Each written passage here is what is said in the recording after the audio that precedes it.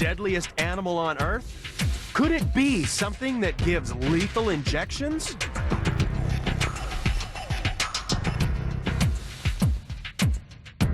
We're counting down the top 10 most extreme venoms in the animal kingdom and finding out just what happens when these toxins get under our skin.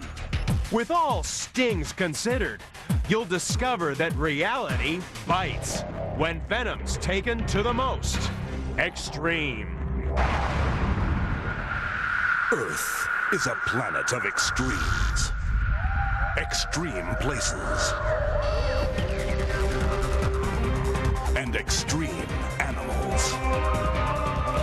But some animals are more extreme than others.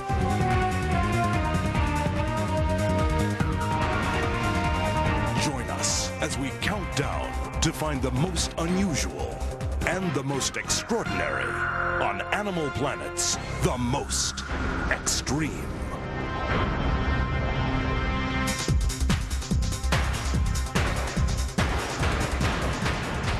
Number 10. Our countdown begins in warm waters around the world. For hiding in the shallows is the animal that's number 10 in our countdown of extreme venom.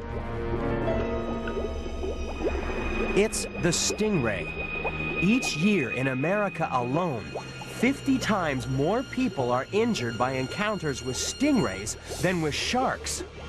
That's because we don't see them buried in the sand. And if you stand on one, that whip-like tail lashes out and buries a venomous spine into your leg. It's a nasty surprise for even the biggest hunters in the sea. For hungry orca, a stingray is a mouth-watering morsel. But the stingray's sting contains not only enzymes that destroy flesh, but also serotonin, which causes instant, excruciating pain. It's enough to make even these hungry hunters think twice.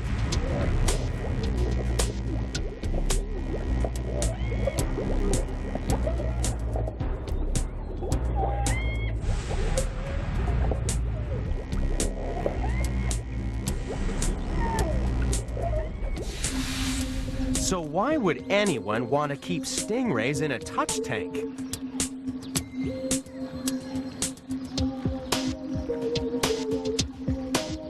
Here at the Aquarium of the Pacific in Long Beach, California, even expert Mark Luce is cautious.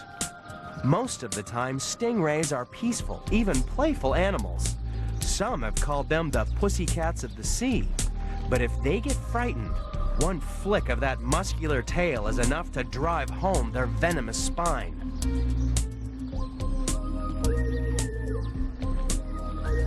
And that's the difference between poison and venom. Venom only works if it's injected into the victim. So stingrays are only dangerous if that barbed spine pierces your flesh. That's why Mark has a simple way of making stingrays harmless. What we're doing is we're going to actually clip the stinger from the stingray. This doesn't actually hurt the animal because the stinger is actually, it's made of a keratin, which is kind of like clipping your fingernail, so it doesn't actually hurt the animal. The reason we're doing it is just to make sure that nobody accidentally gets stung.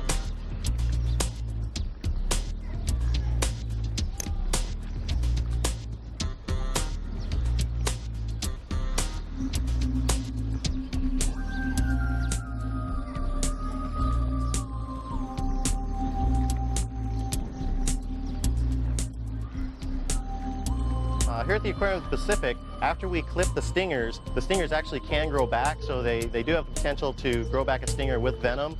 What we do is we'll go through every 3 months and gather up all of the animals to make sure that they don't have their stingers on them. Anything that has grown back, we'll reclip it. This venomous barb can sometimes be driven in so deep that it punctures your heart. But back in 1978, it was a very different poison puncture wound that hit the headlines. The city of London was home to Bulgarian dissident Georgi Markov. As an outspoken protester against the communist regime in his homeland, he probably felt safe in the streets of England. But his personal Cold War was about to heat up, thanks to events that could have come straight from the pages of a spy novel.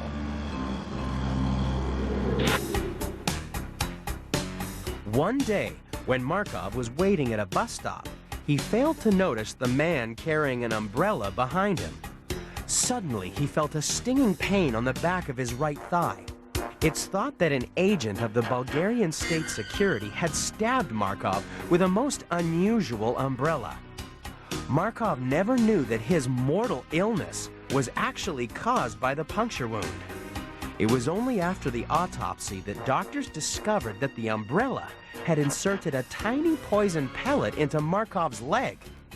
The pellet contained ricin, a poison 100 times as deadly as cobra venom, derived from the beans of the castor oil plant.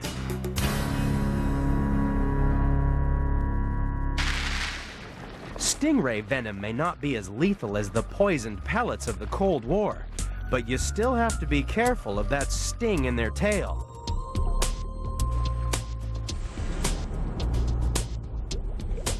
Treat the animal with respect, and this is one venomous creature that won't bite the hand that feeds it.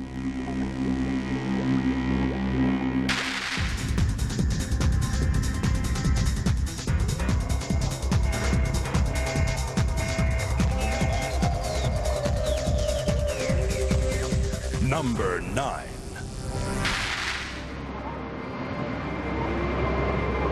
When early European explorers traveled to faraway lands, they discovered new worlds with strange animals. But no animal was as bizarre as the creature that's coming in at number 9 in our venomous countdown. This animal lays eggs like a hen, and yet it's covered with fur like a cat. It's got the tail of a beaver and the webbed feet of a swan. Add the bill of a duck, and you get the furry collection of animal leftovers called the platypus. According to Aboriginal legend, the first platypus was born after a young female duck mated with a lonely and persuasive water rat. But the resulting creature has one feature that's not found in birds or mammals. The male platypus has a sharp spur on his hind leg that injects venom from a gland in his thigh. This venom can kill a dog and leave a human in agony. But since the venom is only secreted by mature males, especially around the breeding season, the main target is usually other males looking to fight for a territory. But the platypus wasn't the only discovery of the early explorers to be greeted with suspicion. When European sailors returned home from South America with a strange plant related to the deadly nightshade family, most people assumed that its bright red fruit would be poisonous. In America, it wasn't until 1830 that a Colonel Robert Johnson proved them wrong. The story goes that when he announced he'd eat a basket of the deadly fruit, a crowd of 2,000 watched him commit public suicide. But as the band played a somber tune, he didn't die. In fact, the fruit was delicious, and he became rich selling tomatoes. Today, the average American gets through more than 22 pounds of tomatoes each year. But while the image of the tomato has changed, the platypus is still one of the world's strangest animals. However, it could have been made even stranger if that lonely duck of Aboriginal legend had mated with the next contender in the countdown.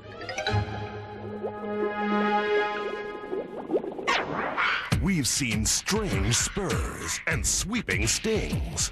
But when we milk venom for all it's worth, you'll be left gasping for breath as we deliver the kiss of death. That's next on Animal Planet's The Most Extreme. Number 8. To round up number 8 in our countdown of extreme venom, mosey on down to see Chris Ryman on his ranch in Comfort, Texas.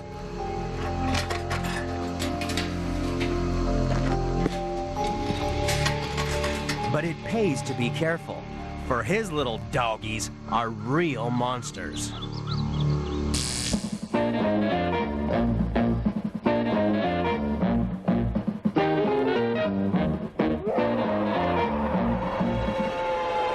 What is this black menace that kills everything it sees and hears? No human mind could imagine the enormous destructive power of this maddened, killing thing. Never in the history of the United States, a monster of such size and power.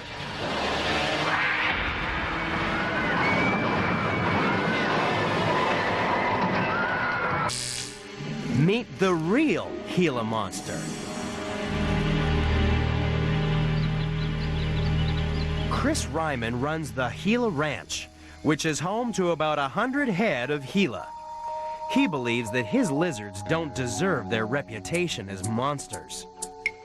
When they're encountered, they tend to be a little aggressive. They open their mouth and display and hiss, and I think it's just ignorance myself. They're a fabulous creature, I think. I wouldn't call them a monster. The Gila gets its bad reputation because its bite really is worse than its bark. This monster is number 8 in the countdown because it's only one of 2 venomous lizards in the world. It uses a deadly dribble for self-defense. If you're bitten by a Gila, it clamps on like a vice grip as its razor-sharp teeth slice open your flesh. And then, modified salivary glands produce venom that dribbles down the teeth and deep into the wound. The more they chew, the more venomous saliva they deliver, with terrifying results. When I was bit, the first few minutes I felt nausea with a little localized pain from the bite. Then slowly I had a lymph node that was throbbing a little bit. My hand was throbbing. Then my lower back started to hurt, and then I went to my chest, and that's when I became worried. So I went to the hospital. I was vomiting cold sweats and a real erratic heartbeat. Thanks to quick medical treatment, Chris survived this venomous encounter and has no hard feelings. The Gila's venom was evolved for a defensive mechanism for the lizard to keep it safe from predators and stuff. Once a predator gets bit, they don't want to get bit again, as do I. It's ironic, then, that the unforgettable bite of a Gila monster may one day actually help people remember. Scientists have analyzed Gila venom and created an experimental drug that works in the human brain. It seems there's a chemical in Gila spit that acts on those receptor pathways in the brain that affect memory. Chemical companies are hoping that their new drug could help reduce the symptoms of memory loss for the 4 million sufferers of Alzheimer's disease in America alone.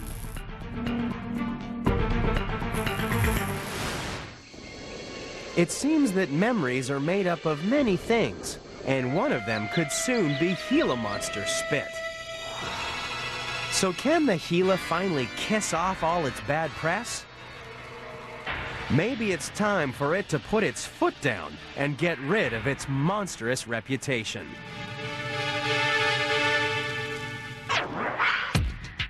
We've seen misunderstood monsters and mixed up mammals.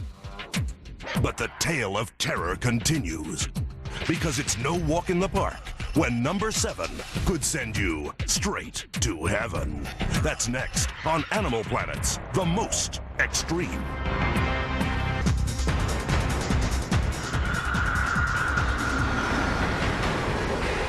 Number 7. Look out! The next contender in our countdown of extreme venom is coming.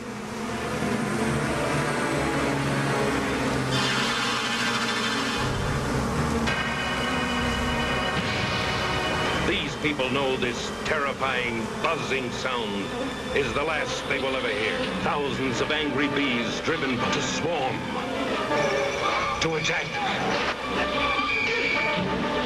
to kill.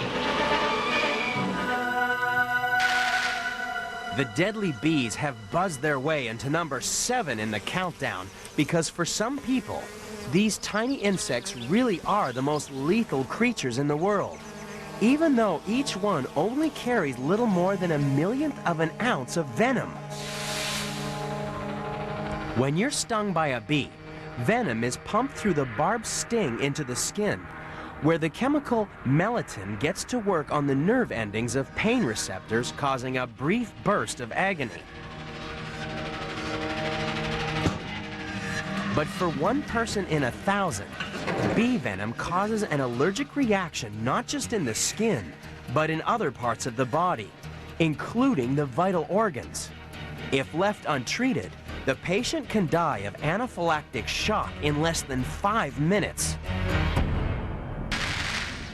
No wonder most people dealing with bees on a daily basis wear protective clothing. But some bee people in Waldorf, Maryland, take their clothes off.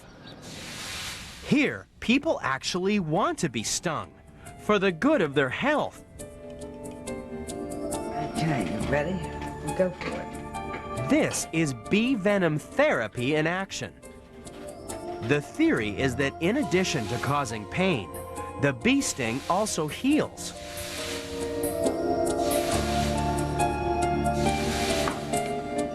Bee venom therapy has changed the life of Pat Wagner. In 1992, multiple sclerosis had reduced her to what she called a bedridden breathing corpse. Now, more than 45,000 stings later, she's able to walk again and is leading a normal life. Researchers believe that the chemical melatonin is a powerful anti-inflammatory substance, thought to be 100 times more potent than hydrocortisone. That's why apitherapy is said to wake the body up. Pat is now known as the Bee Lady and happily shares her therapy with people from all over the world. You know, since I had no movement when I came in, it's a lot better. I have seen so many miracles when I sting people, just absolute miracles. Apitherapy is phenomenal. It may sound too good to be true, but the next contender may also save people's lives with the sting in its tail.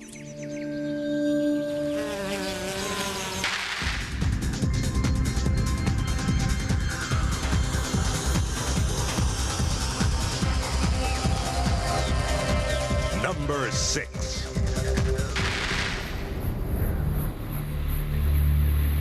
In California's Palm Desert, there are 2 ways to find the next contender in the countdown. You can poke around under rocks and hope you get lucky.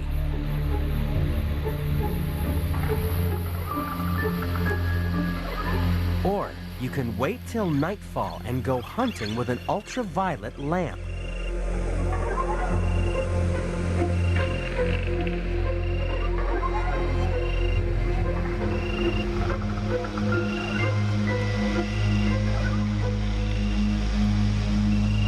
Nobody's sure why the scorpion glows under ultraviolet light, but everybody knows why it's number 6 in the countdown. In 1999, more than 13,000 Americans were stung by scorpions. Few were fatal thanks to good medical care, but in Mexico, scorpions are estimated to kill 1,000 people a year. So how would you like to be locked in a box with nearly 3,500 scorpions? Meet Kanchana Ketkiao from Thailand. She spent a world record 32 days inside a glass cage with 3,400 venomous scorpions. She was stung 9 times, but said the venom had little effect on her because she developed immunity during 7 years of performing with the lethal creatures.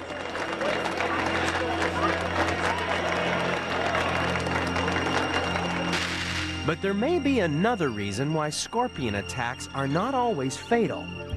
Recent research suggests that the scorpion can set its venom on stun or kill. Instead of wasting venom on self-defense, it uses a pre-venom that causes extreme pain. It's a clever strategy because the deadly true venom is a complex cocktail of proteins that's expensive to make. Obviously, agony comes cheap for a scorpion.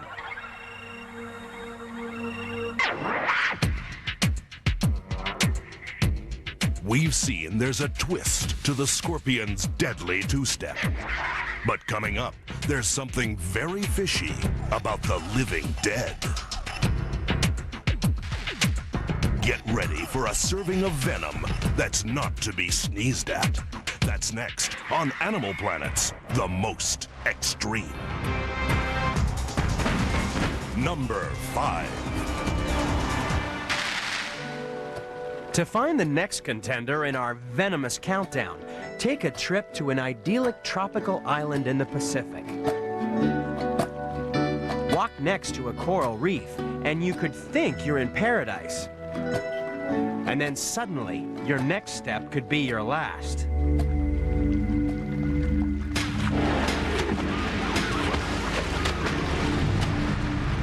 These waters are home to the world's most venomous fish, the stonefish. So when it's feeding time at the Aquarium of the Pacific in Long Beach, California, Christine Light keeps well clear of the animal that's lurking at number 5 in the countdown. The reason the stonefish is so dangerous is that it looks like a stone.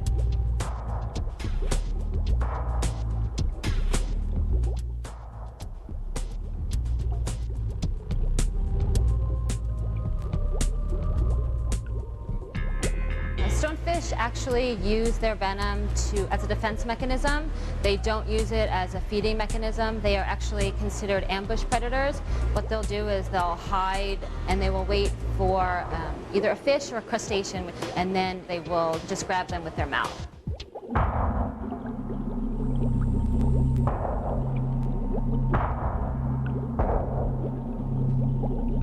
So what makes this poisonous pet rock so dangerous to humans? They have anywhere from 12 to 14 dorsal spines, and the spines are covered in a thick skin layer.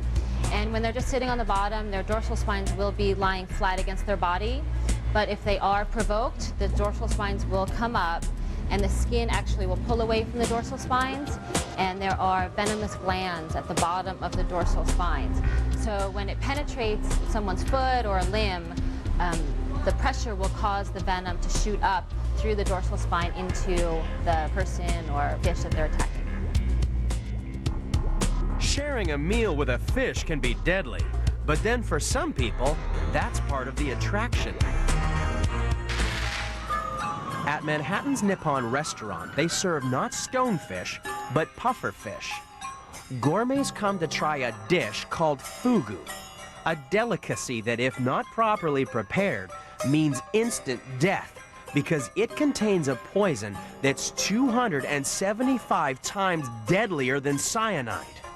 It's concentrated in the ovaries, intestines, and liver of the fish, which all have to be carefully removed because the lethal dose would fit on a pinhead.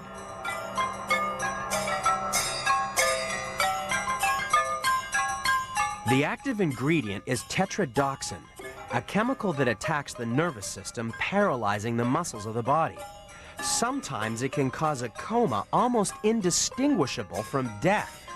And that's why some researchers believed that tetrodotoxin could also be used to create the living dead.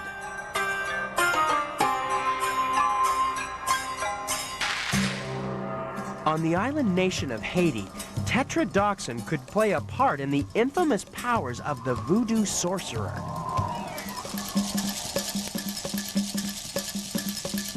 Here, it's believed that people can be brought back from the grave as zombies. Researchers have suggested this is because sorcerers grind up pufferfish as part of their magic powder. So in 1962, when a victim was rushed to the hospital unable to breathe, even doctors were fooled and signed the man's death certificate. And yet, 20 years later, the same man can visit the cemetery to find his own grave. This is Clervius Narcisse, who believes he emerged from this grave as a zombie slave. Drugged by a voodoo sorcerer's magic powder, Narcisse was unable to move as he witnessed his own funeral. The next thing he remembers is being taken from the grave to become a slave.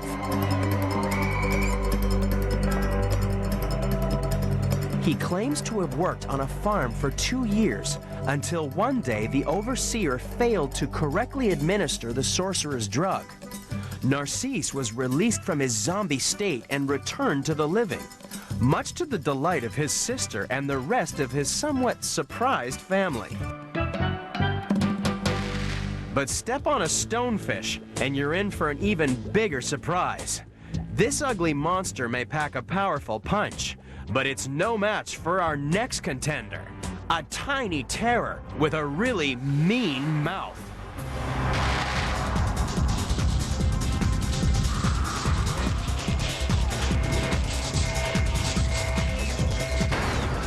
Number 4. Look out! There's a sea monster lurking off the coast of Australia.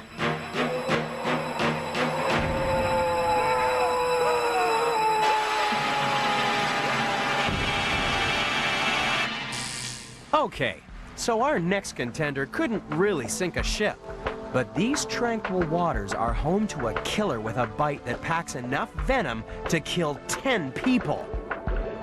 It's stealthy, shy, and the size of a golf ball. At number 4 in the countdown of most extreme venom is the blue-ringed octopus. It's not hard to see how it got its name, but those infamous blue rings only really light up as a warning when the animal feels threatened. Unfortunately, some people are attracted to the pretty colors and pick up the cute little octopus. Big mistake. The bite is so small that many victims don't even realize they've been wounded, let alone injected with a neurotoxin 10,000 times more deadly than cyanide. It's a venom that's really good at paralyzing pesky humans and potential prey. The venom is part of the octopus's spit and is produced by 2 glands, each as big as its brain.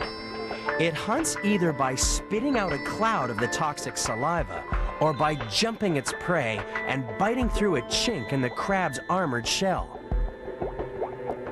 But strangely enough, the octopus doesn't make its own venom. Dense colonies of bacteria actually produce the deadly neurotoxins. They live safely tucked away in the octopus's salivary glands. But then harmful bacteria can live in all kinds of places, including our kitchens.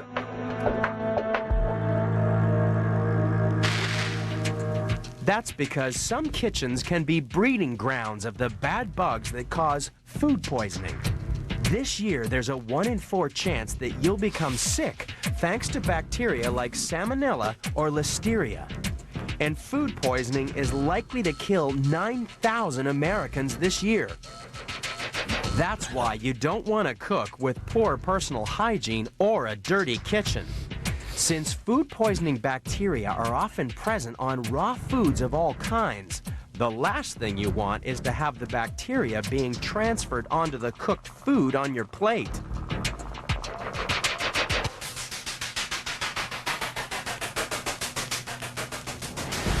But the blue-ringed octopus has no problem with food poisoning bacteria.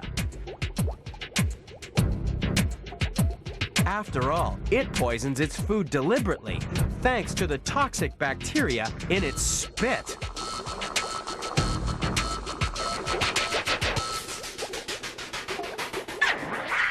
We've seen a deadly blue ring, a stone that can spring, and a glow bug with a sting. But coming up, we'll discover a killer who's really coming out of his shell. That's next on Animal Planet's The Most Extreme.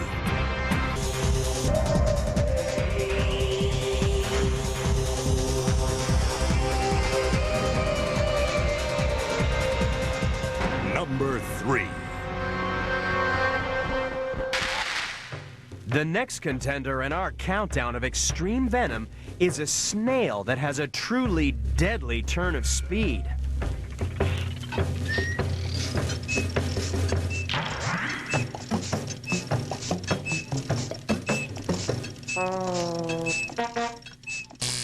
The slowest assassin in the world lives inside this shell. It may look harmless, but the cone snail can kill as quick as lightning. The trouble is, when it moves at top speed, the only thing it could hope to catch would be a rock. That's why it's had to develop a more subtle hunting technique.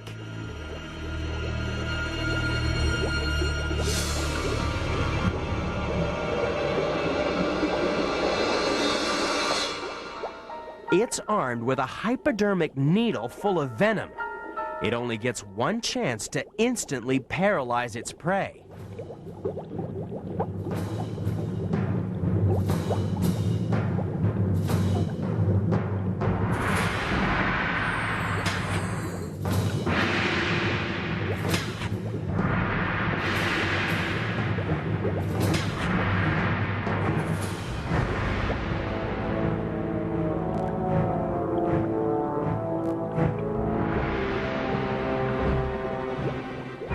The venom has to kill fast.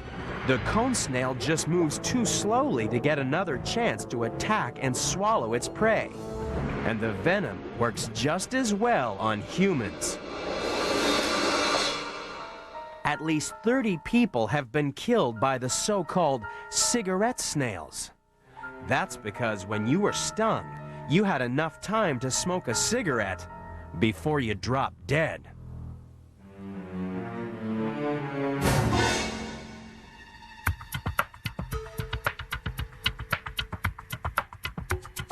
So what's in cone snail venom that makes it so deadly? University of Utah biologist Baldemaro Oliveira tried to find out. What we discovered was something that was far more complex, that when they inject their venoms, they're not just injecting a few toxins that can kill people. They're injecting what turns out to be a very complicated cocktail of essentially perhaps 50 or 100 different components, and each of these components is like a drug. Cone snail venoms potently change the way the nervous system acts. So components of these venoms are among the most effective painkillers and drugs against epilepsy and even against mental illness that we've ever seen. Clinical trials have found a cone snail painkiller is perhaps 1,000 times more effective than morphine, without the nasty side effects.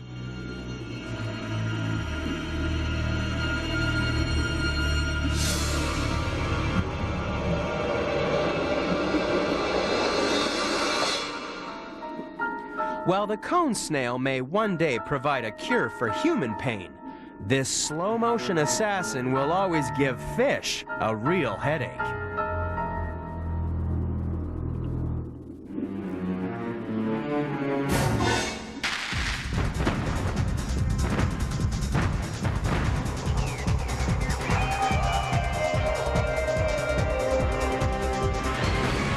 Number 2.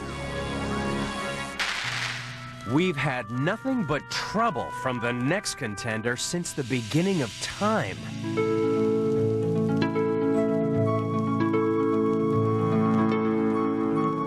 A serpent got Adam and Eve kicked out of the Garden of Eden, and some snakes are still bad news today. That's why the snake slithers in at number 2 in the countdown. Especially those living in this underwater Eden off the Australian coast. After all, sea snake venom is one of the most potent in the world. A single drop is reputed to be able to kill 3 men.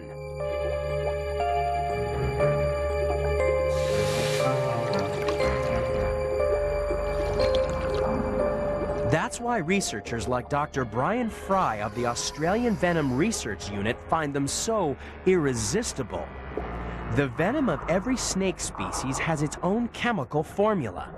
The more you know about the formula, the better the antidote you can make. The tricky part is getting the venom out of the snake.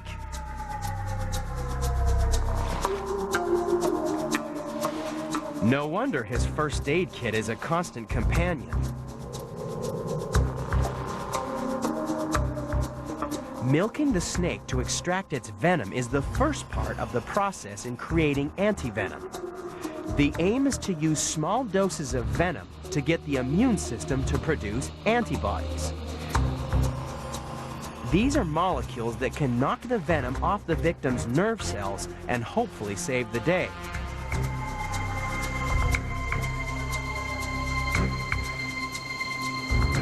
But you have to get the antivenom to the patient fast.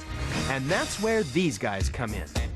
Miami, Florida is home to the world's only emergency anti-venom response unit. Captain Al Cruz and Ernie Gilson are the men of Venom 1. Venom 1 at Dade County shows responding to Homestead Hospital, reference cobra bite. Yes.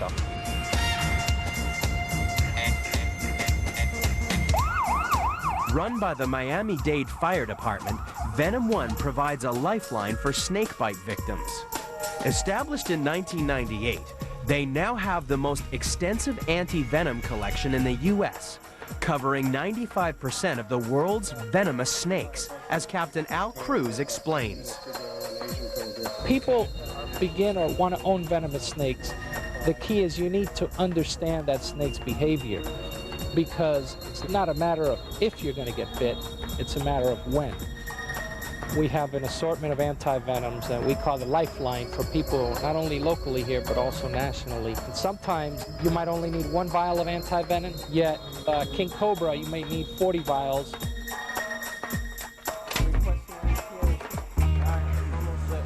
What makes Venom 1 unique, and the reason it works so well, is that you call 1 number and we respond. Plus, we've handled over 500 bites without a single fatality in the last 4 years. The snake may have a truly venomous reputation, but if Adam and Eve had met our final contender, they'd never have gotten out of Eden alive. We've seen the 9 contenders. They're the best of the best. Only one animal is a more extreme venom-making machine. It's number 1, and it's coming up next on Animal Planet's The Most Extreme.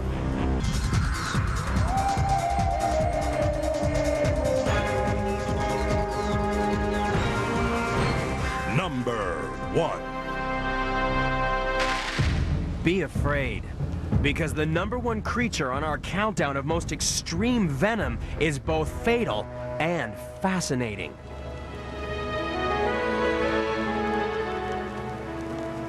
I didn't know then they could put beauty and poison so cleverly together in one package. It's no laughing matter when a venomous animal clears some of the best beaches in Australia. For 7 of the hottest months of every year, an invisible killer makes the sea a deadly playground. The only safe place to swim is within the shelter of a fine mesh net. Venture outside the net, and you're playing Russian roulette with the animal with the most extreme venom in the countdown.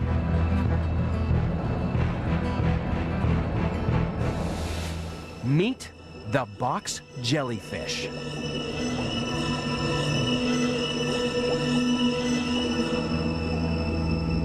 There are good reasons why this deadly jelly is number 1 in the countdown, according to marine ecologist Jamie Seymour. These animals are the most venomous animals in the world. There is absolutely no doubt about that at all. I mean, there have been recorded incidences where people have had 6 or 7 feet worth of tentacle on their body, and it's killed them. Now, if you do the sums, a full-grown animal has 15 tentacles on each corner, a total of 60 tentacles, and each one of those tentacles is probably 7, 8 feet long. One animal has the potential to kill 60 people, and it can do it within minutes. When an unsuspecting victim blunders into the almost invisible jellyfish, the agony is instant. People say it's like being branded with red-hot irons, and that's just what the scars look like. The jellyfish is #1 in the countdown because those trailing tentacles are covered in 4,000 million stinging cells. At the slightest touch, the cells blast a microscopic harpoon through your skin to inject its incredibly powerful neurotoxin. But the jellyfish doesn't hunt humans. It has smaller fish to fry. Its venom is so extreme because it has to paralyze fish fast before their struggles snap the tentacles. Paralyzing neurotoxins may be bad news for fish, but it's booming business for Dr. David Anron at Spalding Cosmetic Surgery and Dermatology in Beverly Hills. Hi, Lexanne. So, some lines are starting to bother you in your face. Yes, very much. Forehead, frown, and then right on the side of my eyes, I've got a lot of this squinting. Okay, great. So let's take a look. Go ahead and raise your eyebrows. Yeah, and frown, and nice big smile. Yeah, I do agree. I think Botox would be great for you. Botox is actually a purified form of the bacterial neurotoxin responsible for the most deadly food poisoning in the world. Just like the venom of a jellyfish, Botox paralyzes the muscles that cause wrinkles by preventing the nerves from firing. Eventually, the nerve endings regenerate, so further injections are required to keep the wrinkles at bay. With more than 1.6 million procedures carried out every year, Botox is the fastest growing cosmetic procedure in America today. So you have friends who have had this done? Yeah. Yeah? My mother's had it done, and the results were great. That's why I decided to do it. Well, I'd say virtually everybody loves Botox. Botox is great. Back in Australia, no one thinks boxed jellyfish are great, especially macho male Aussie lifeguards. Anybody who enters the water here needs something to protect themselves from the jellyfish's deadly tentacles. It has to be lightweight, yet thick enough to prevent the millions of stinging cells from penetrating the skin. The solution is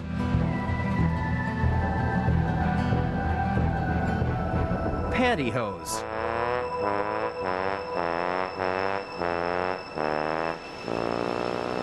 Only the #1 animal in the countdown could turn a macho Aussie male into a cross-dresser.